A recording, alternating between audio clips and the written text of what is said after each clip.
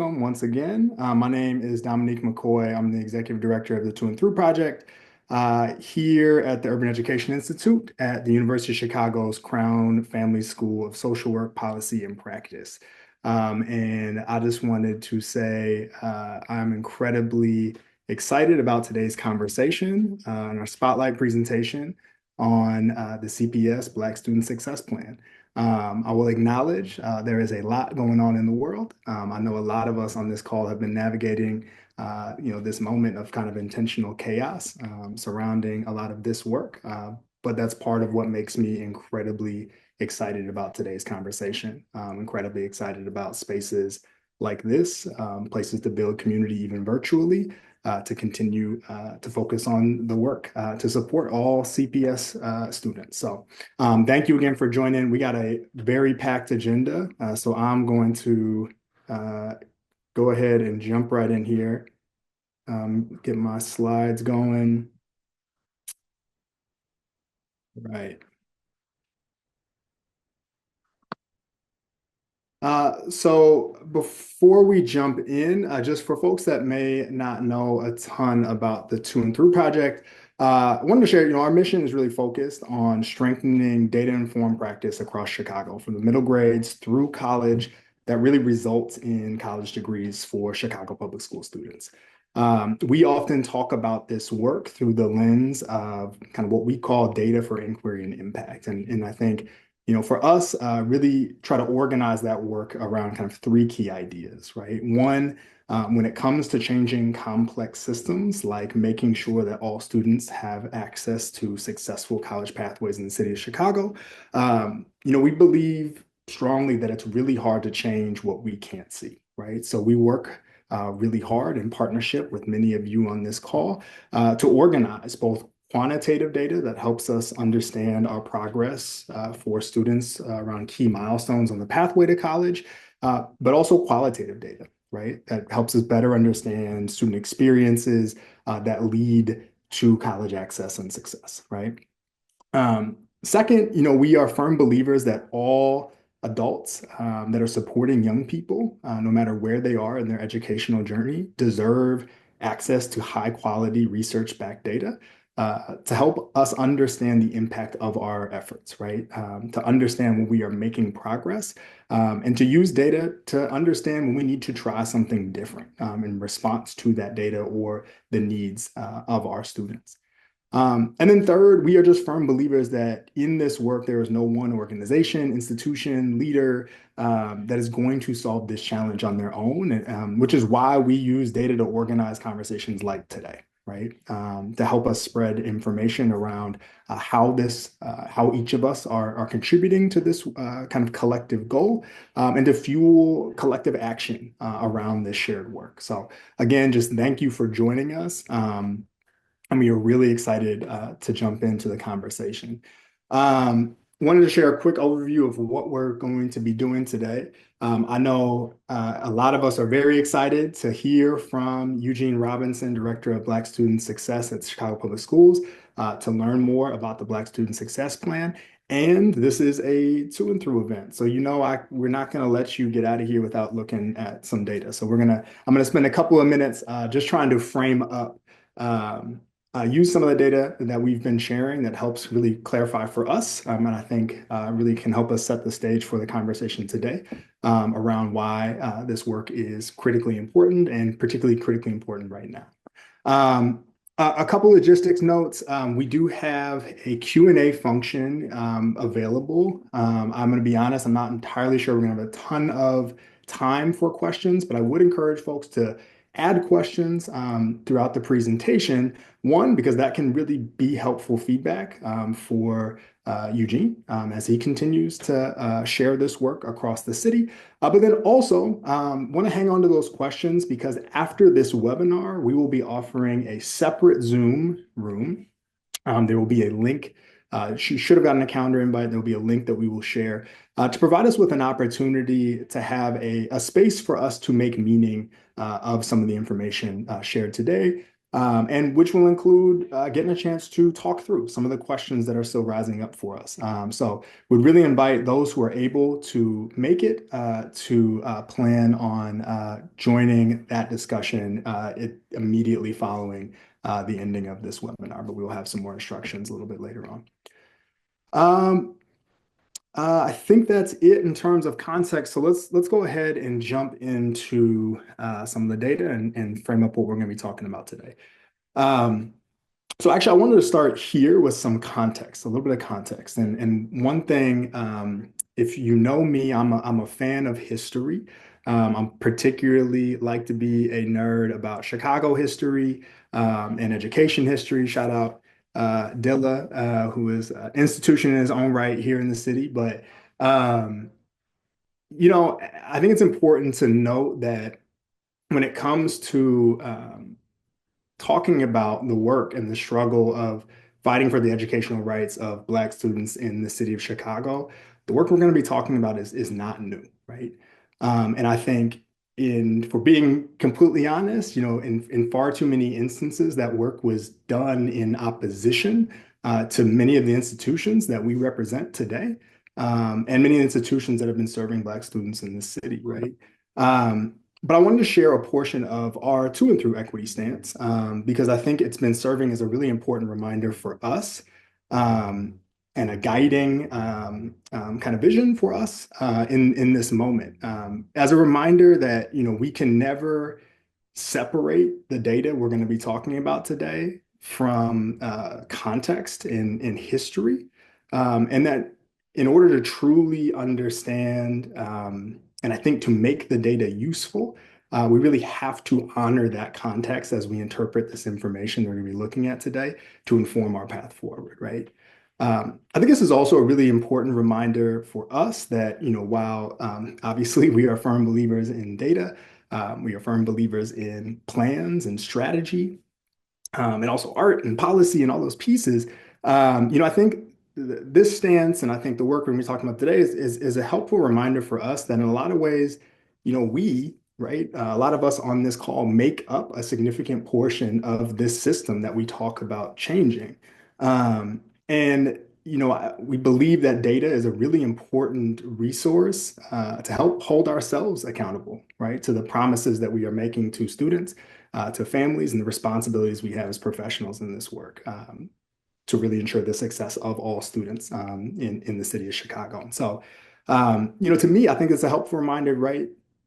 All of these things are important, and ultimately, a lot of ways, this work is about the millions of tiny decisions that we are making as individuals every single day when no one is watching, and really trying to make sure that we are doing our best, that those are adding to the success of all of our students on a daily basis. So the last piece of context I want to add in here too is we're going to be looking at data. We're going to be looking at some hard data to look at right today.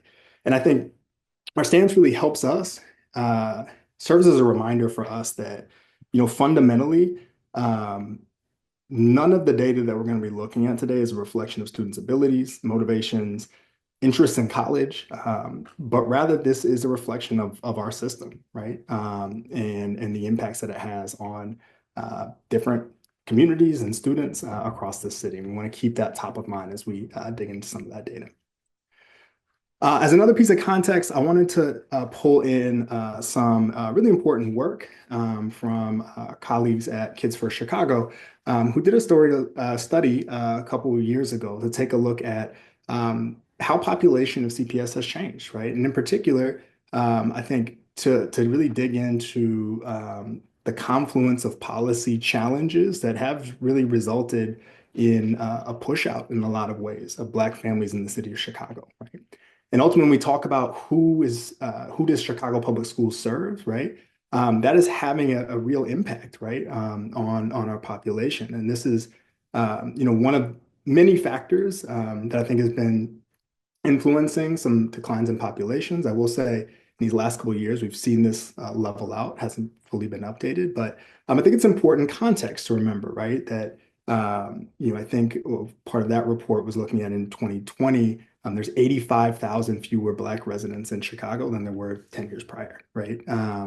And that when talking to families about some of the reasons around that, education was, I think it was ranked third, right, as one of the most important issues driving the relocation of families, right, behind safety and taxes, right, and so or cost of living, and so I think it's really underscored for me the importance of continuing to make sure that we recognize that education is part of a larger piece of the puzzle, right? But is an incredibly important uh, uh, experience for families and residents of Chicago to really make sure that we feel like everybody has an opportunity to be a part of this city, right? Um, and then finally, I want to just as another piece of context, I really want to acknowledge we're going to be looking at some of this that um, I think in a lot of ways we are uniquely blessed here in Chicago that there is a real history of prioritizing post-secondary success in this city.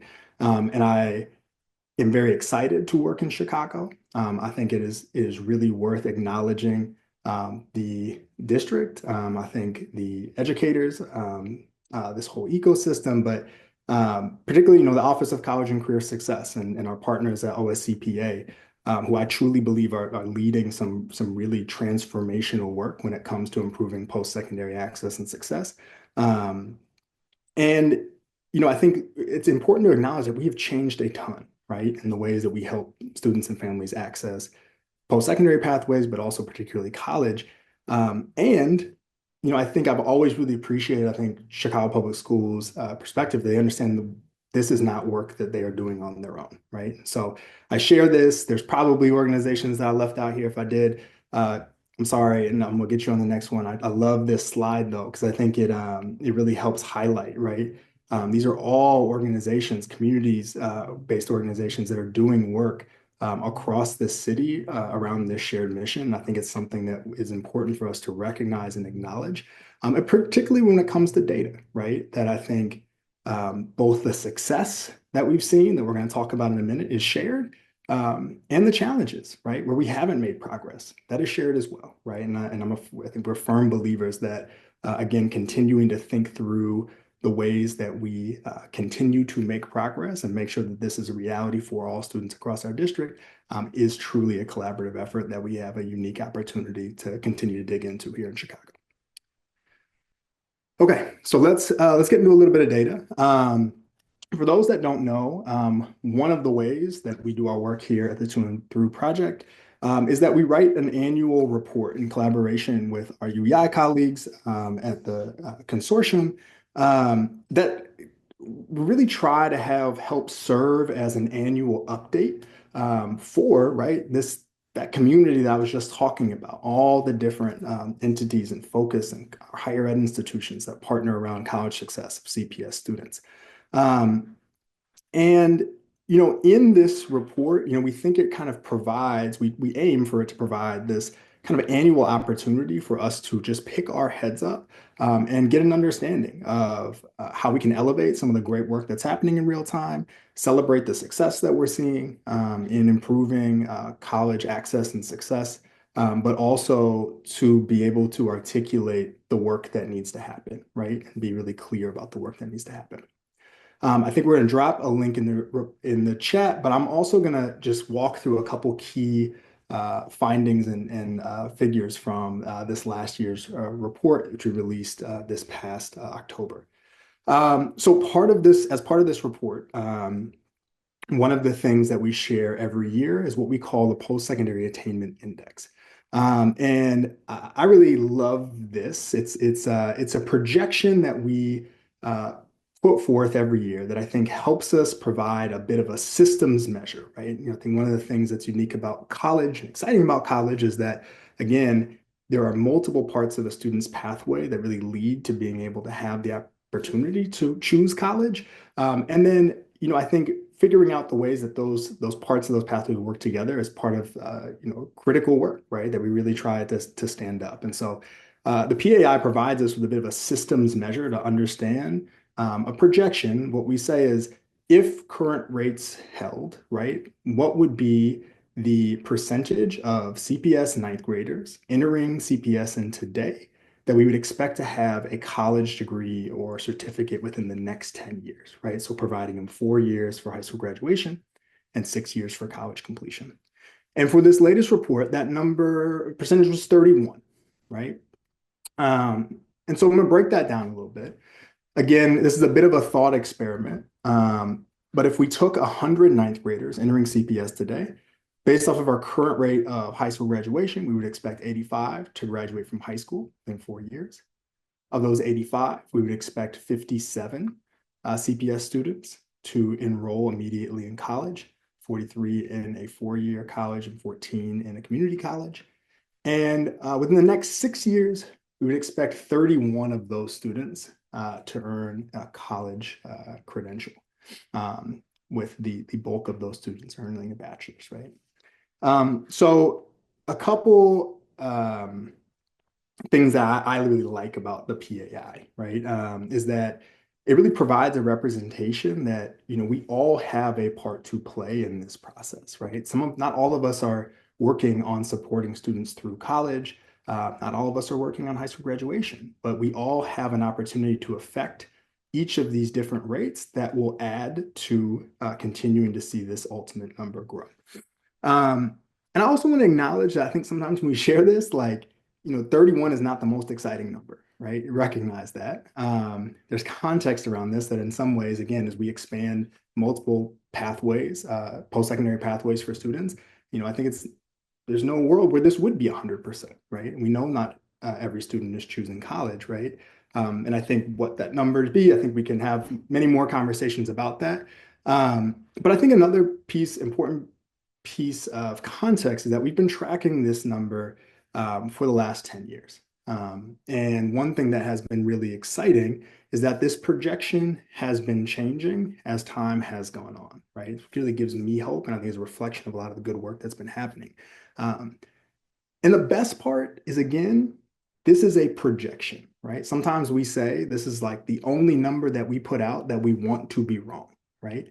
And one thing that was really exciting about this year's report is that we've been tracking this number long enough that we're finally able to go back in time and start to look at how did our projection do, right? We made a projection in 2012 for the class of 2012 and the class of 2013. Now we've had enough time to take a look at their true attainment, what actually happened to these students. And the most exciting part about that is that we were wrong, right? We were wrong in a good way. The actual attainment actually outpaced the PAI. And when you actually break this down and take a look at, particularly for this class of 2012, this difference represents 1,600 more students that got a college degree than we expected at that time, right? Because rates changed, right? Things changed as time went on, right? To make this a little bit more concrete, this is also kind of one of my favorite figures that I like to show people in this work. And what we're looking at here, just to kind of understand kind of the story of college access and success in Chicago public schools. Here at the bottom, each bar represents a high school graduating class. And at the top is showing the number of CPS students from each of those classes that immediately enrolled in college, right? So a couple important things pop out, right? Again, we've seen a pretty dramatic difference in college access over the last 15 years, right? From 2008, we had just under 10,000 to kind of a high in 2017, where we had about almost 15,000 CPS students enrolling in college, right?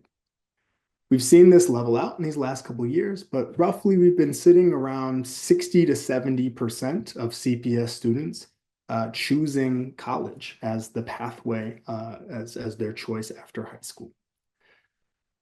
What I'm going to layer on here, I think the other important part of this data is that we get the opportunity to go back in time or watch as we get data and add in the outcomes, right? What is happening to these students in college? When we layer this on, right, what we're seeing here, the gray is students that finished without a degree within 6 years. The light green is students that earned a bachelor's, associate's degree or certificate. And the darker green is students that completed a bachelor's degree within 6 years, right? When we layer on this data, right, even complicates the issue even more, right? Because I think this is one of the biggest yes ands I think we have in our work, right? Helps us really see that it is a true fact that we have more CPS alumni graduating from college with a degree than ever before. Full stop. That is something we are incredibly excited about. That is the hard work of families and students and educators in our district and all of our shared work that we should celebrate and continue to learn from. And it's also a true fact that we have more students, particularly for this last class that we have data on, the class of 2017, that are attempting college and not finishing within 6 years than ever before, right?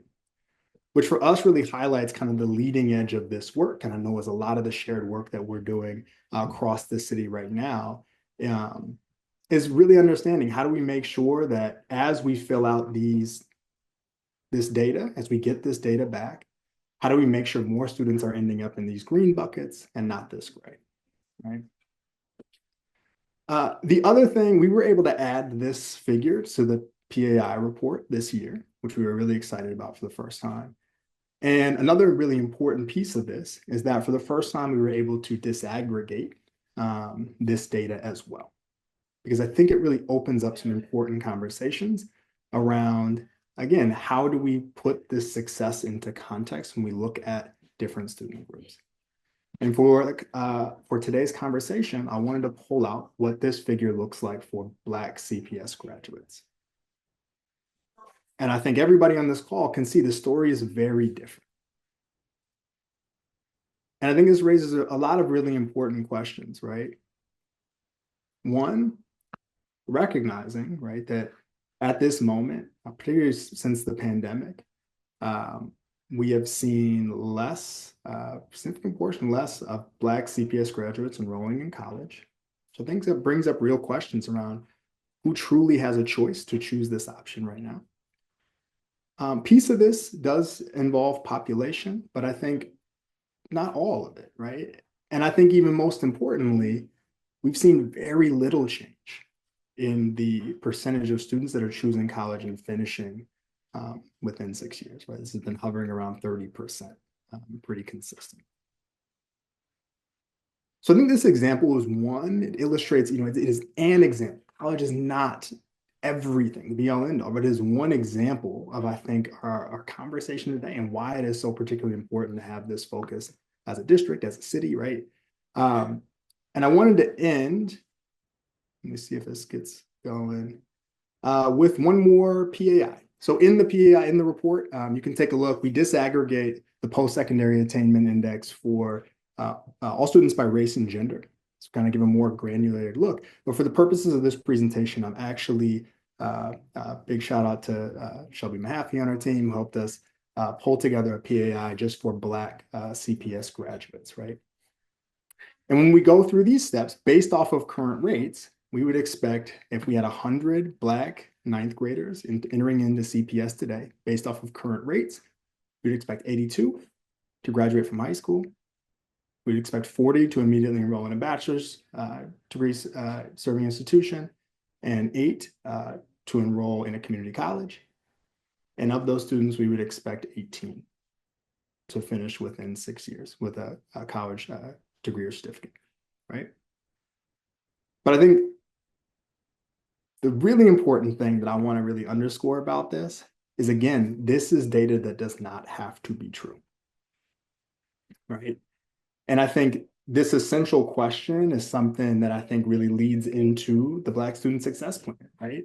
Is this question around what can we do as a city to ensure that this projection does not become a reality, right?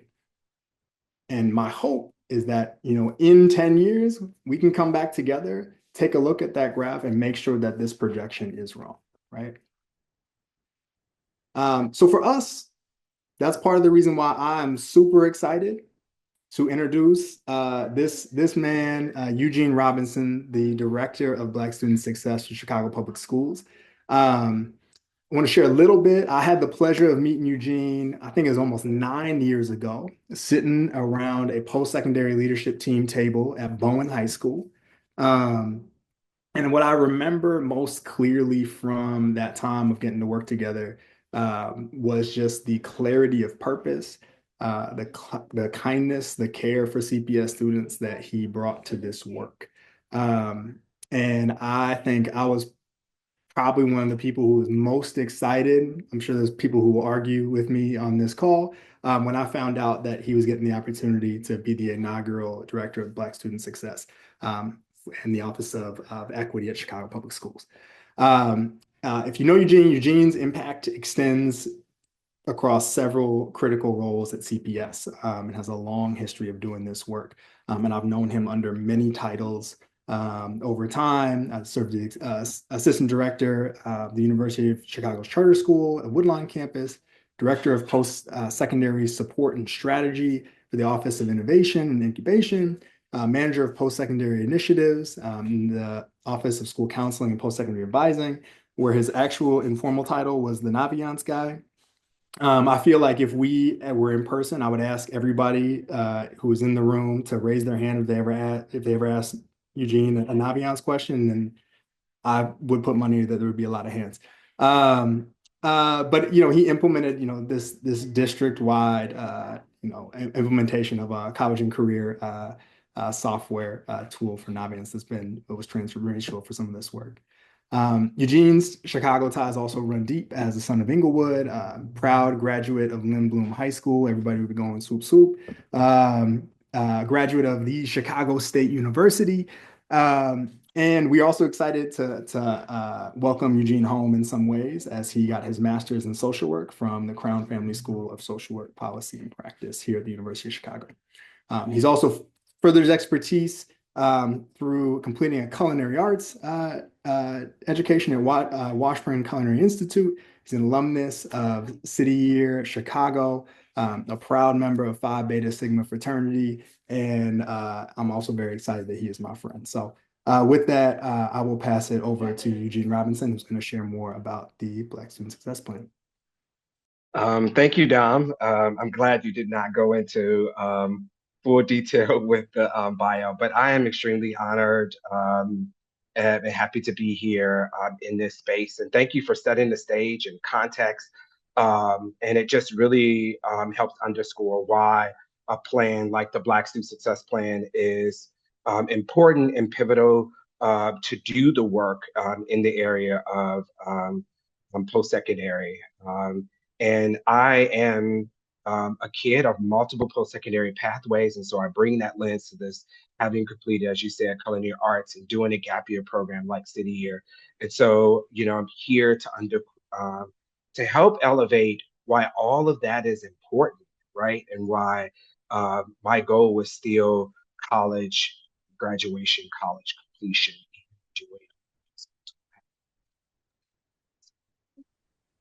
Let me pull these back up.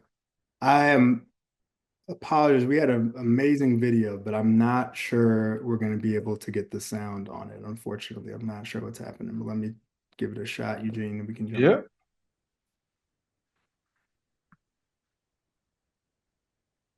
I would like Black students to experience talking to teachers more and peers, because I noticed, like, when I've been at Dyer High School, some students have been quiet, and sometimes you can tell when somebody's going through something, just the way they walk, how they talk, and things of that nature. So I feel like talking to peers, students more will really help, Black community out. The CPS Equity Framework is the foundation for the equity work in Chicago Public Schools, and it's intentionally integrated in our 5-year strategic plan, which has a particular strategic priority for Black Student Success Plan. And in that priority, we talk about the needs of Black students, and it's anchored on targeted universalism, which is the anchor principle for our Chicago Public Schools CPS Equity Framework. Why the focus on Black students and why now? We know that Chicago Public Schools has made gains in the success of Black students. But when we look more deeply at our current and historic data, we continue to see the Black students are furthest from success and from opportunities. And so if we ground ourselves in our equity framework, particularly around targeted universalism, it calls us to take a targeted racial equity approach in ensuring that we support Black students so that they could achieve the same success as their peers. What do you think that all Black students should experience from pre-K all the way through 12th grade? So when students, parents, and community members had the specific call out to the district, we were intentional about using our inclusive partnerships to create Black Student Success Working Group, where we worked on creating the strategies and the recommendations that are in the plan today. I want all Black students to experience comfort and inclusion for sure. Okay, we're all Black, but we all have way different personalities, way different backgrounds, all of that. So inclusion for sure. You know, it's one thing to teach us, but it's another thing to actually root for us and want us to succeed in life. I feel like the Black Student Success Plan will be a success if we actually stick with it, you know, and go through with it. Our voices being heard from adult standard is possibly like one of the biggest things in the world. Because personally, as a teenager, I don't really like the kind of kid status they try to put. Like nobody in general likes being called a kid. It's just more of like an insult nowadays. But I just don't like it whenever I'm put like at like a kid status, as if there's something I can't do or something that I'm limited to do because I'm still viewed as a kid. Black students to experience great people, great education, so that they could be role models to other kids when they grow up. Mental health is a key part, and everything through elementary school to college. So that I feel like if they have somebody to vent to or talk to, it can help them in the long run. And I think that can help them be successful and make partnerships with different people in different communities. I want all Black students to have a chance to form healthy relationships that could possibly help them have a successful future. And I want all Black students to feel like they can be who they are in their own skin. Sometimes even the teacher be disingenuous, like they come on too strong, or if you do have like younger teachers and they like try to relate to you, they want to be your friend. But at the same time, y'all are not friends. It's a power imbalance always. It's always gonna be that. I just want somebody who has genuine empathy. In 5 years, where I hope to see us as a school district related to Black Student Success Plan and improve access to opportunities for Black students. I hope to see improved outcomes when we think about academic outcomes, post-secondary outcomes, when we think about connectedness and well-being, when we see Black students furthest from the opportunity. I hope to see that we are continuously closing the opportunity gap and that we are integrating the powerful practices, the change in systems that we hope to see within the Black Student Success Plan, that we are integrating that throughout the fabric of the district for a more sustainable and more transformative system for the success of Black students.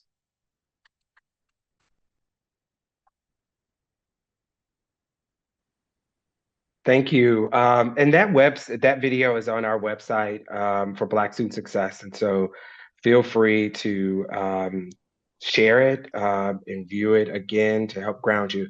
But I just really wanted to set the stage. You saw the video where our students' voices were elevated. I just want to give the historical context. Although I'm the first director of Black Student Success for Chicago Public Schools, I am not the first person to call to action or call into place this need for a Black Student Success Plan. So this plan is grounded in the historical context when we think about the unique experience and challenges that Black families and Black students have had in Chicago. This plan comes through the voices of our community to ensure that we are providing Black students with access and opportunities that is in line with their peers. And so grounding ourselves in that historical context and understanding from the Great Migration, when we think about redlining, when we think about segregation, when we think about school closures, when we think about school reform efforts, even when we think about the building of the Dan Ryan here in Chicago, all of that context matters when we think about the impact and who has been impacted the most, and that is sort of the Black community and Black families here in Chicago. And so just really wanted to elevate that unique perspective as to our why. And then moving into our Black Student Success Working Group. And so the district sort of convened with the collaboration and support of board members, community-based organizations, students, parents, LSCs, a Black Student Success Working Group. And that working group met over a series of months and convened and analyzed data. We can go to the next slide. And analyzed data and hosted community roundtables and focus groups and work in developing the plan by gathering insights and feedback from various voices and summarizing that. And that is what this plan is grounded in. The plan is grounded in the work of our Black Student Success Working Group. And that working group developed a set of recommendations that was presented to the board in June of 2024. And so we just want to also continue to elevate the why of the Black Student Success Plan. It is in line with our 5-year strategic plan. The CPS Black Student Success Plan is one of 5 targeted priorities within the CPS 5-year strategic plan. And so we could see the other priorities from multilingual pathways, students with disability, early learning, and sort of post-secondary success.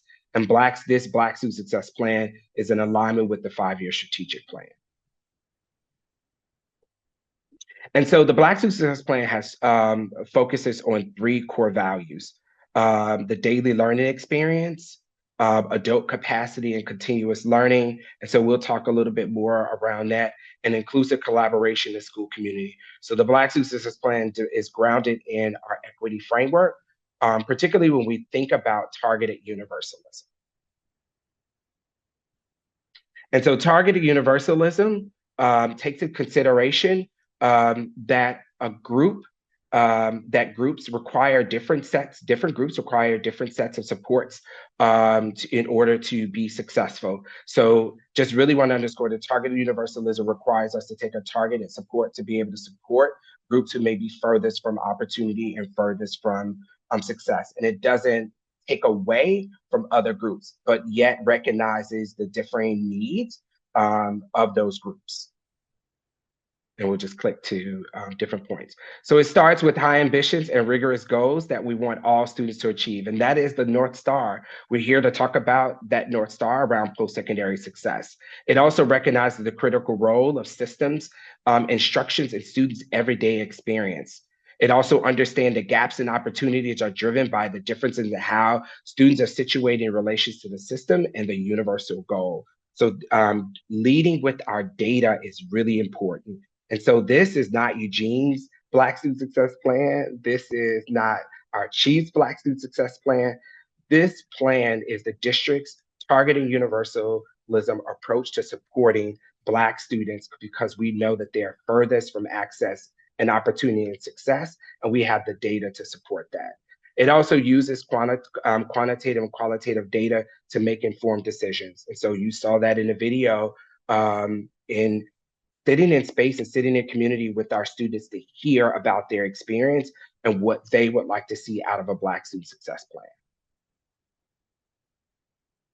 And then it also focuses on the structural changes necessary, the shared responsibility on adults in the system.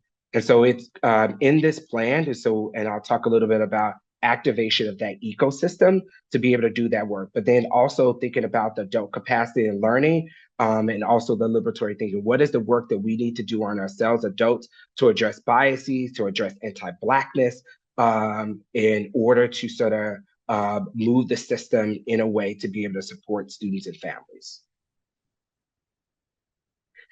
I also want to ground us in that this plan is also supported by the Illinois state statute that created the elected school board. And so baked into that state statute is the Chicago Board of Education newly elected school board is to establish a Black Student Success Achievement Committee.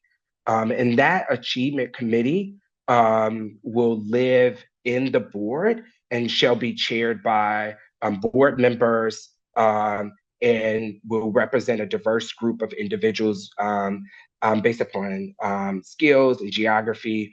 But that Black Student Success Achievement Committee will serve as the accountability and support for the Black Student Success Plan, and also allow for that deep collaboration between the implementers, the district on the district side who are implementing the Black Student Success Plan, to our Black Student Success Working Group, to students, and have that connective tissue between the work that we are doing through the plan and the Black Student Success and Achievement Committee. And I also want to remind everyone, the plan is not the work.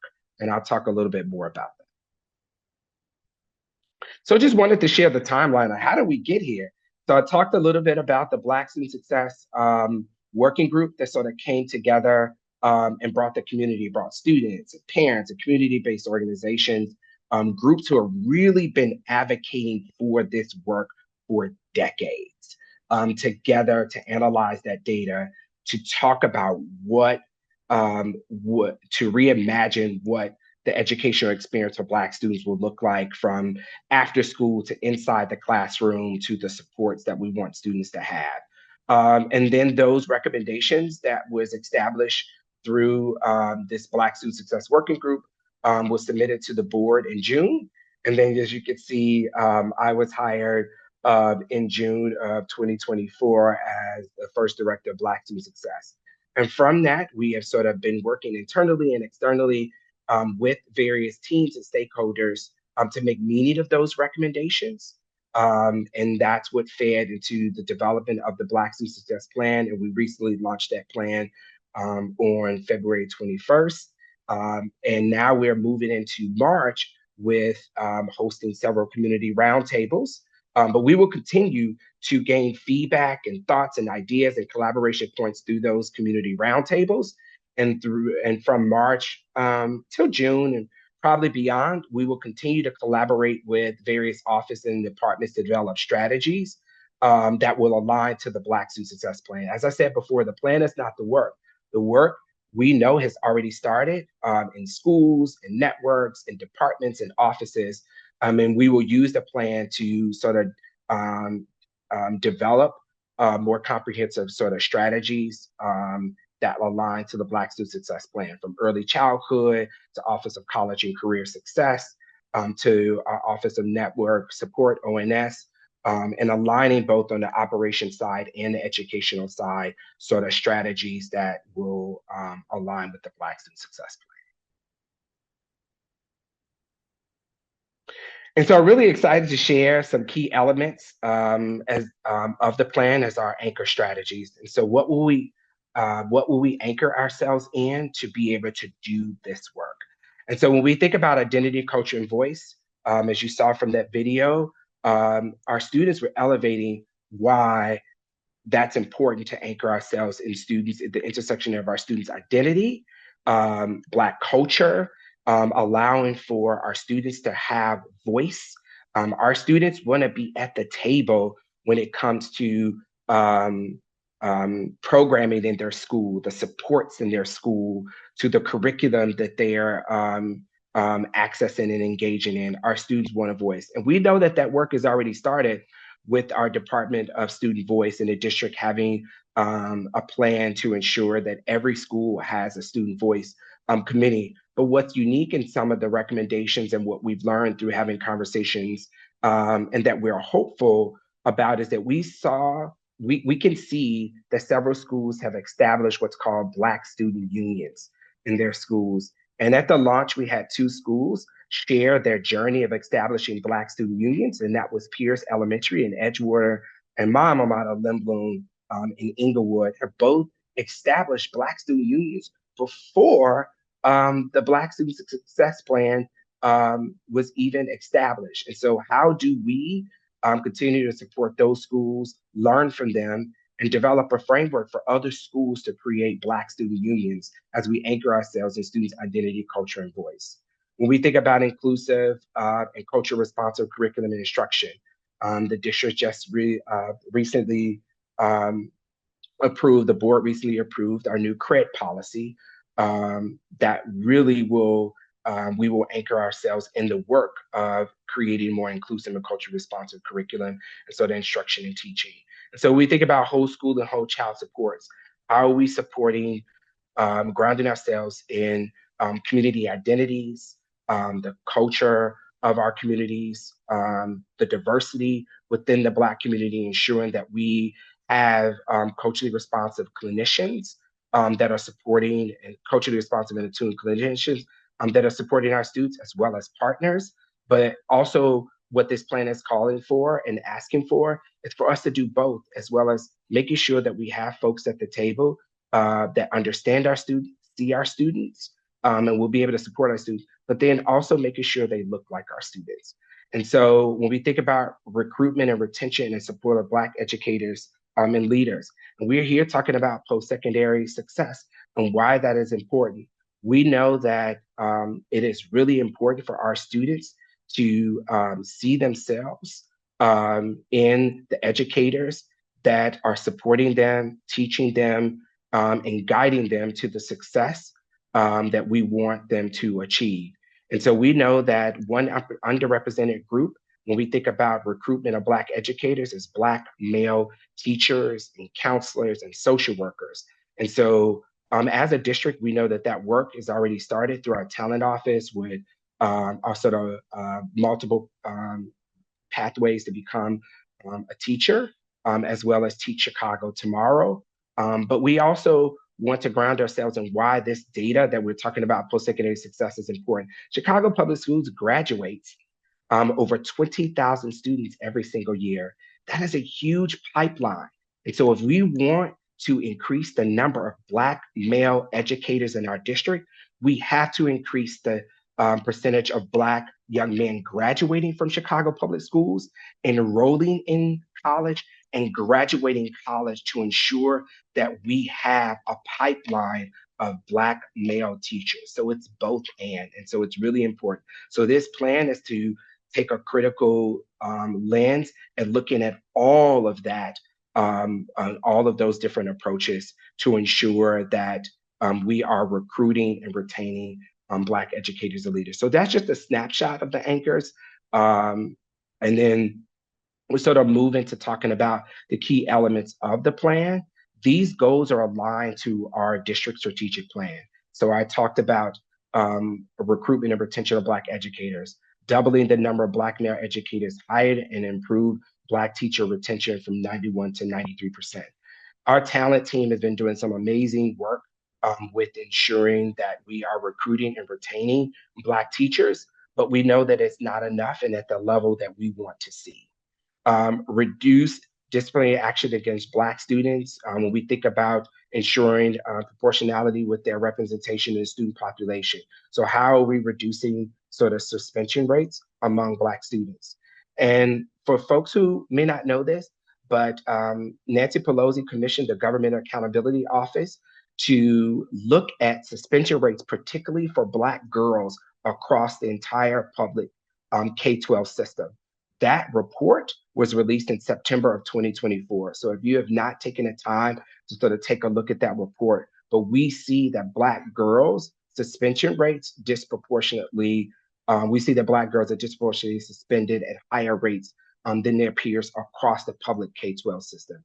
And so, but we know that our teams in SEL and OCCS have been doing some really critical work to make those reductions in sort of suspensions and restorative practices. And we know that our schools have been doing some amazing work around it, but how do we deepen that and enhance that work? A strong sense of belonging among Black students so they will feel valued and included in their school communities. Accelerating growth and attainment of Black students to close the opportunity gap from early learning through high schools across all core academic areas. And so moving from this plan into those sort of office departmental strategies, we will begin to set sort of targeted goals related to post-secondary success, related to connectedness and well-being, related to sort of academic growth. And then lastly, increased percentage of classrooms utilizing culturally responsive practices and teaching about Black history and culture. And so what I'm also excited about in this plan, when you have the opportunity to dive in, we know that we cannot do this work alone. And that's why we're here today to really talk about activating that ecosystem, particularly around post-secondary success. And so baked into this plan is around a call to action. And so these are sort of 6 points within the plan around call to action, right? Foster culturally responsive learning. And so how do we collectively support our teams who are doing the work that is going to be outlined in our CRED policy? How do we anchor ourselves in being more culturally responsive and providing those opportunities? And who are the stakeholders that we want to be at the table to be able to sort of support that work? When we think about increased equitable access and opportunities for Black students, how are we doing this work? And we know that a lot of this work has already started. For example, we know that our Black students' access to the sort of algebra, sort of curriculum and coursework and exam that we have really as a school district. We see that sort of Black students accessing and taking that exam has improved over time. And so how do we continue to do that work? Strengthening and sustain Black educators and leaders. So who are the key stakeholders that want to partner with us to be able to do that work, from higher ed institutions to philanthropy to community-based organizations that are mentoring young Black men and helping them enroll in college and graduate from college? How do we deepen that partnership with those community-based organizations to ensure that we strengthen and sustain Black educators and leaders? To address the systemic and structural inequities. How are we sort of looking at policies and practices and data and holding a mirror up to us, to ourselves collectively as an ecosystem to be able to do that work?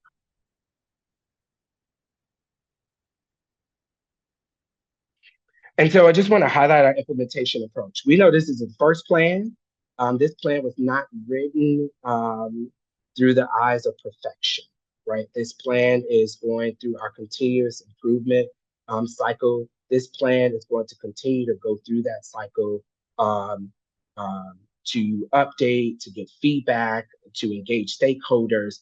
And so with that, we have an implementation approach. So level 1 is sort of what's the universal resources that will be available for all schools to be able to access through the Black Student Success Plan. So we talked about Black student unions, right? How do we create a rubric, a framework, and resources and guides for schools that want to expand Black student unions to create an affirming space for young people on their campus? What does it look like to help expand community-based partners to be able to partner with schools to be able to do the work of Black student success? To convening and collaboration. How do we sort of bring networks or teams together or schools together to sort of convene and collaborate and share best practices with community-based partners or other groups that are doing sort of equity work across the district? And then level 3 is a school cohort model. So how do we sort of bring together a cohort of schools?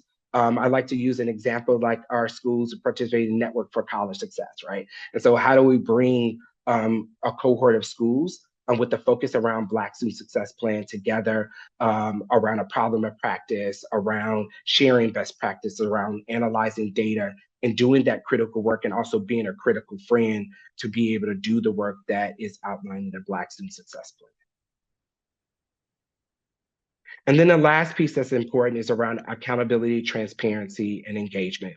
We know that Chicago Public Schools has earned the distrust from the Black community related to being transparent and really engaging the Black community in this work.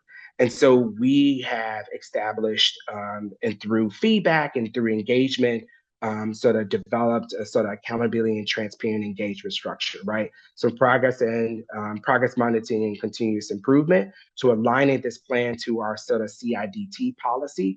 So we know that the district, the board, and the Chicago Public Schools board adopted a new sort of CIDT policy. And so how are we aligning that policy with the Black Student Success Plan, to annual reporting? How are we making sure that we are communicating out the progress to goals, challenges, successes?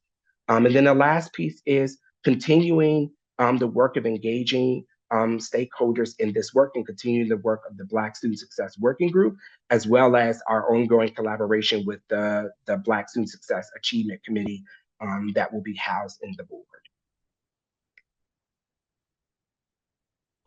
And then lastly, just how to get in contact with us, with the Office of Equity, with me, to be a part of this work. And so I hope that the folks on the Zoom call can see themselves as being a part, see themselves in the Black Student Success Plan, see themselves wanting to partner with us to do this work. As I said before, we cannot do this work in a vacuum. We cannot do this work alone, and we really need to activate the ecosystem to be able to do this work. And so that is how you can get in contact with me through bss@cps.edu.